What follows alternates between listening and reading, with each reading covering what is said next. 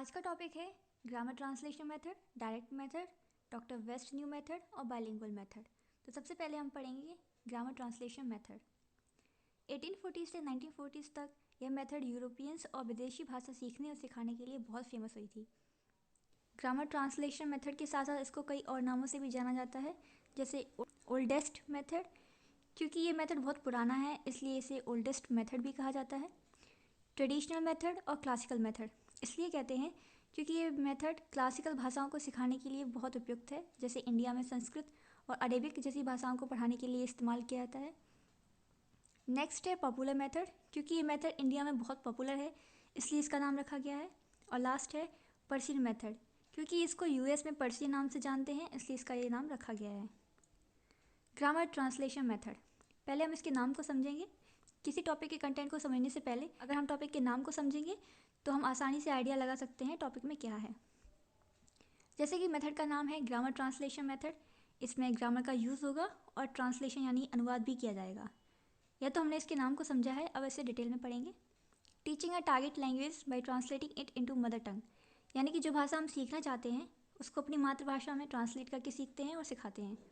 जैसे कि हम इंग्लिश लैंग्वेज सीखना चाहते हैं तो इंग्लिश के वर्ड्स, सेंटेंस आदि को अपनी मातृभाषा हिंदी में ट्रांसलेट करके सीखेंगे।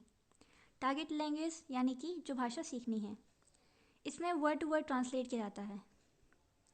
फिफ्थ पॉइंट है मेन फोकस सिर्फ रीडिंग और राइटिंग है, पढ़ना और लिखना। मेथड नॉन टू अननोन, यानी कि जो विधि हम अपनाते हैं वह है नॉन टू अननोन, ज्ञात से अज्ञात की ओर। इसमें जो चीज़ें हम पहले से जानते हैं उससे कनेक्ट करते हैं और जो हम नहीं जानते हैं उसे सिखाती हैं। जैसे कि एग्जाम्पल हैं पेड़ और पौधे, इनको हम जानते हैं पर पेड़ पौधे कैसे भोजन बनाते हैं, फोटोसिंथेसिस कैसे होती है यह नहीं जानते, तो यही है ज्ञात से अज्ञात की ओर विधि से पढ़ाना। जैसा कि नाम में है ग्रामर, तो इसमें सबसे ज़्यादा इंपॉर्टेंस ग्रामर को दी जाती है। इसमें नए नए शब्द को सिखाकर वोकेबुलरी, शब्द भंडार को बढ़ाती है, इन्हेंस करती है। इसमें डिडक्टिव रूल का इस्तेमाल करते हैं, यानी कि निगमन विधि। इसमें सबसे पहले रूल्स को समझाया जाता है, फिर इन्हीं रूल्स को ट्रांसलेशन में कैसे इस्तेमाल करना है इसकी प्रैक्टिस कराते हैं। इन शॉर्ट में समझे तो पहले रूल्स फिर प्रैक्टिस। अब पढ़ेंगे इस मेथड के advantages, merits of grammar translation method. यह स्टूडेंट्स के शब्द ज्ञान को बढ़ाती है, इन्हेंस करती है वोकेबुलरी को, सेंटेंस को ट्रांसलेट करने पर जोर देती है। इस मेथड से समय की बचत होती है, ग्रामर की करेक्ट और एक्यूरेट नॉलेज मिलती है। इसमें लिखने और पढ़ने के कौशल का विकास होता है, रीडिंग और राइटिंग स्किल का डेवलपमेंट होता है, बुक्स की हेल्प से न्यू लैंग्वेज सीखते हैं।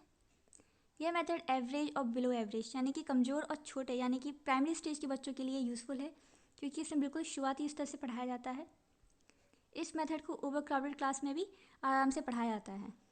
ओवर क्राउडेड यानी कि ज़्यादा संख्या में छात्र उपस्थित हों उन क्लास में। मेंटल एक्सरसाइज कराती है।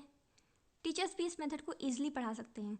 इसमें ज़रूरी नहीं है कि टीचर इंग्लिश अच्छी बोलता हो, बस ग्रामर रूल्स की जानकारी होनी चाहिए।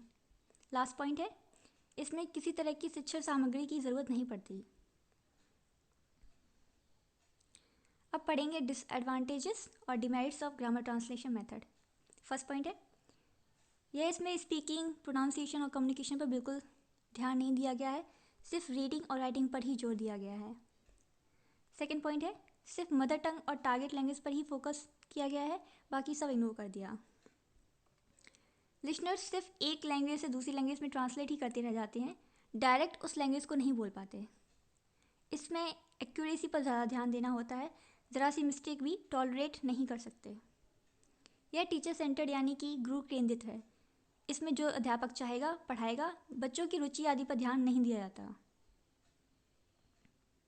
टीचर सेंटर्ड होने के कारण अध्यापक अपने हिसाब से बच्चों को पढ़ाता है, इसलिए teacher is a strict authority. Student is passive learner, यानी कि विद्यार्थी चुपचाप बिना हलचल किए बस जो अध्यापक बोलता है उसे सुनते रहते हैं। स्टूडेंट्स एक्टिव नहीं रहते, टीचर जैसा कहता है बच्चे वैसा ही करते हैं। स्टूडेंट्स बोर और फ्रस्ट्रेटेड हो जाते हैं। कभी कभी किसी चीज़ का करेक्ट ट्रांसलेशन या तो डिफ़िकल्ट हो जाता है या इम्पॉसिबल हो जाता है।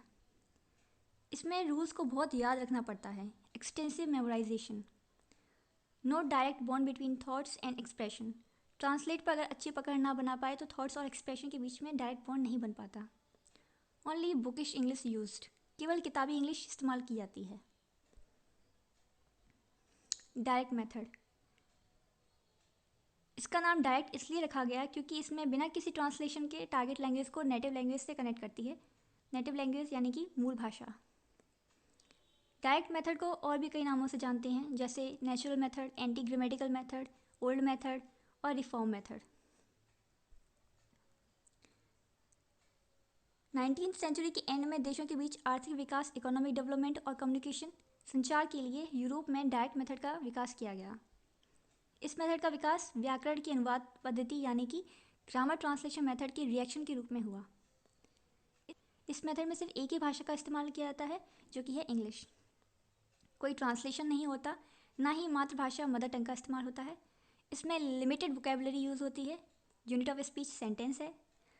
डायरेक्ट बॉन्ड बनता है वर्ड्स और थॉट्स में, मतलब जो हम सोचते हैं वही बोलते हैं। डायरेक्ट मेथड को इंडक्टिवली यूज़ किया जाता है, यानी कि निगमन विधि से। इस विधि में किसी ऑब्जर्वेशन को देखते हैं, फिर हम किसी कंक्लूजन पे पहुंचते हैं। डायरेक्ट मेथड में स्पीकिंग, कम्युनिकेशन और प्रोनाउंसिएशन पर फोकस किया जाता है। इसमें ग्रामर रूल्स का इस्तेमाल नहीं होता। एडवांटेजेस और merits of direct method. Direct method correct pronunciation करना सिखाती है। यह बेहतर समझ, अंडरस्टैंडिंग प्रोवाइड करता है। टाइम सेविंग है, समय की बचत होती है। इस मेथड में किसी लैंग्वेज को बोलने में फ्लुएंसी आती है। यह मेथड भाषा को सिखाती है, ना कि भाषा के बारे में। यह स्टूडेंट्स को इंग्लिश में ही सोचना और इंग्लिश बोलना सिखाती है और उनको प्रेरित करती है। स्टूडेंट्स अपने थॉट्स को, अपने विचारों को स्पष्ट रूप से एक्सप्रेस करने में सक्षम होते हैं। इसमें तरह तरह की टीचिंग एड्स का इस्तेमाल होता है, जैसे charts, projector, presentation, objects, etc। इसमें बच्चे आसानी से इन चीज़ों को समझ लेते हैं। इसमें ज़्यादा रूल्स को याद नहीं करना पड़ता। 10th पॉइंट है, ग्रामर को इंडक्टिवली पढ़ाया जाता है, मीन्स किसी ऑब्जर्वेशन को देखते हुए कंक्लूजन पर पहुंचना। इस मेथड में टीचर्स और स्टूडेंट्स दोनों ही एक्टिव होकर पढ़ते हैं और पढ़ाते हैं।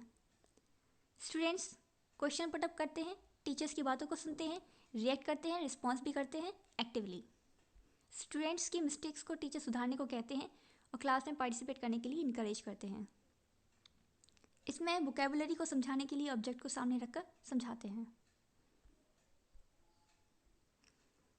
अब पढ़ेंगे डिमेरिट्स ऑफ डायरेक्ट मेथड। इस मेथड से पढ़ाने के लिए बहुत ही well educated, well skilled teacher की ज़रूरत पड़ती है। टीचर्स को बहुत एनर्जी के साथ पढ़ाना होता है। ये मेथड टीचिंग एड्स का इस्तेमाल करने के कारण एक्सपेंसिव है। ये मेथड प्राइमरी स्टेजेस के बच्चों को सिखाने के लिए सूटेबल नहीं है और ना ही एवरेज से कम और कमज़ोर बच्चों को इस मेथड से पढ़ाया जा सकता है। इसमें मातृभाषा यानी कि मदर टंग का यूज़ नहीं होता है, इसलिए यह मेथड डिफ़िकल्ट हो जाता है।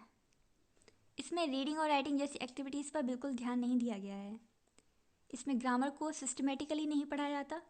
यह प्रोसेस टाइम टेकिंग या बोले तो टाइम कंज्यूमिंग है। केवल लिमिटेड वोकेबलरी ही सिखाती है। ये क्राउडेड क्लासेस के लिए यूज़फुल नहीं है। अब नेक्स्ट मेथड है डॉक्टर वेस्ट न्यू मेथड। इसका आविष्कार डॉक्टर माइकल पी वेस्ट ने किया था, इसलिए इस मेथड का नाम डॉक्टर वेस्ट मेथड रखा गया है। ये बंगाल के डायरेक्टर ऑफ एजुकेशन रह चुके हैं।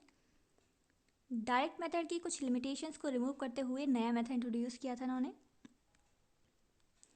भारतीय बच्चों को अंग्रेजी सिखाने के लिए उन्होंने प्रतियोगिता और उद्देश्यों की जांच की और विश्लेषण किया। इस मेथड का उद्देश्य साइलेंट रीडिंग यानी कि मौन वाचन और पढ़ने की क्षमता को बढ़ावा देना है। रीडिंग दो तरह की हैं, पहला है ओरल रीडिंग और दूसरा है साइलेंट रीडिंग। ओरल रीडिंग में हम बोल बोल कर पढ़ते हैं और साइलेंट रीडिंग में चुपचाप मन ही मन पढ़ा जाता है। यह रीडिंग हैबिट को डेवलप करता है, लिटरेचर में इंटरेस्ट बढ़ाता है। जहाँ मातृभाषा की ज़रूरत होती है वहाँ इसका इस्तेमाल कर सकते हैं। Merits of doctor West method. Develop reading skill of students की रीडिंग स्किल को बढ़ाता है और डेवलप करता है। रीडिंग में इंटरेस्ट जगाता है, वोकेबलरी को इन्हेंस करता है। एक तो ये टाइम सेविंग है, समय की बचत करता है। ये ज़्यादा एक्सपेंसिव नहीं है। Useful for lower grade teachers to follow in class. इसमें ज़्यादा पढ़े लिखे टीचर्स की ज़रूरत नहीं पड़ती है, वेल स्किल्ड और वेल एजुकेटेड टीचर्स की ज़रूरत नहीं पड़ती। थिंकिंग एबिलिटी को बढ़ाता है और डेवलप करता है। अब पढ़ेंगे demerits of doctor West method. Reading पर ज़रूर से ज़्यादा ध्यान दिया गया, स्पीकिंग, राइटिंग, लिसनिंग को इग्नोर किया गया। इस मेथड से कम्युनिकेशन स्किल का डेवलपमेंट रुक जाता है। अब पढ़ेंगे बाइलिंगुअल मेथड। बाइलिंगुअल का मतलब होता है द्विभाषी, यानी कि दो भाषाओं का इस्तेमाल करना। बाइलिंगुअल मेथड CJ डॉटसन ने इंट्रोड्यूस किया था। बाइलिंगुअल मेथड डायरेक्ट मेथड और ग्रामर ट्रांसलेशन मेथड का कॉम्बिनेशन है। इस मेथड में 2 भाषाओं का इस्तेमाल किया जाता है। यूनिट इसकी सेंटेंस है। इसमें मातृभाषा मदर टंग का भी इस्तेमाल किया जाता है। इसमें ग्रामर के रूल्स को अलग ना पढ़ा करके साथ ही पढ़ाया जाता है। Merits of bilingual method. Mother tongue use होने के कारण बच्चों को सिखाने में आसानी होती है, जिससे समय की बचत होती है। एवरेज टीचर भी इसका इस्तेमाल कर सकते हैं। कम खर्चीला है। प्रोनाउंसिएशन और कम्युनिकेशन पर जोर दिया जाता है। इंग्लिश स्पीकिंग में फ्लुएंसी लाता है। टीचर्स के लिए ये मेथड वर्डन के रूप में नहीं है। कॉन्सेप्ट और आइडियाज़ को समझने में आसानी होती है। इसमें टीचिंग एड्स की ज़रूरत कंपलसरी नहीं है। लिंग्विस्टिक हैबिट का डेवलपमेंट होता है। स्पीकिंग प्रैक्टिस को भी प्रमोट करती है। अब है डिमेरिट्स ऑफ बाइलिंगुअल मेथड। इस मेथड को अगर केयरफुली हैंडल नहीं किया गया तो ये मेथड ग्रामर ट्रांसलेशन मेथड में बदल जाता है। 2 भाषाओं का इस्तेमाल होने के कारण लैंग्वेज मिक्सअप की हैबिट बन जाती है। रीडिंग और राइटिंग पर भी कोई ध्यान नहीं दिया गया है। 2 भाषाओं का इस्तेमाल होने के कारण किसी एक भाषा की फ्लुएंसी खराब हो जाती है। इसमें स्टूडेंट्स क्लास में पैसिव लर्नर है, जिसमें अध्यापक बोलता रहता है और सभी स्टूडेंट्स सुनते रहते हैं।